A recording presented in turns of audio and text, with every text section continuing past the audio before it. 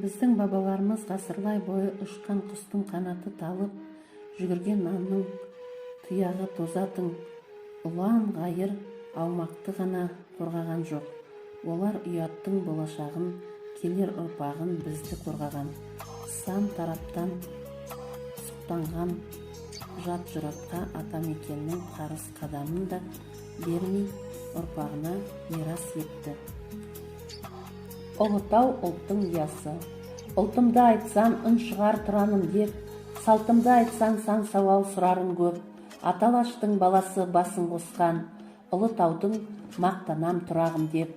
Қиял ұшса ғарышқа көтеріле, жыр қиылар көңілге от өріле. Ұлдарыңа ұлағат үлгі берген, Ұлытауым ұлылар мекені де. Көмкерілген тау ғажап көк белдермен, өсе түсер мерейің ескен желмен.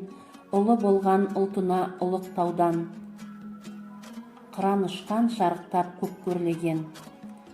Тас бұлағым айнасы ар ұятымның, қыранымды қондырған қияшының, егеменді ең болған еңсе тіктеп, Ұлытауым ұлтымның ұясысың. А Улытау – вершина гор Улытау. Улытау с казахского языка переводится как «Великая гора», «Большая гора».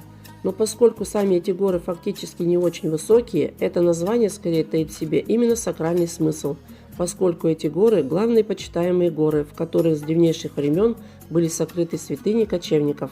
В Улытау находятся древние захоронения. По легенде, в этих горах родился пророк Заратустра. В Средневековье здесь были похоронены Жаши хан, Алаша хан, Тохтамыш хан, Би-Идиге и другие выдающиеся наши предки. История сохраняет память предков, а потомки всегда чтят ее.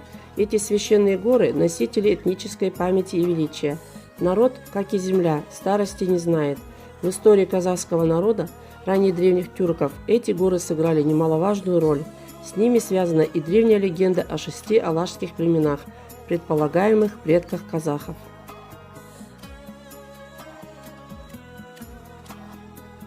Сакральные места – это почитаемые среди населения страны памятники культурного наследия, светской и религиозной архитектуры, мавзолеи и природные ландшафты, кроме того, места с устойчивыми историческими ценностями.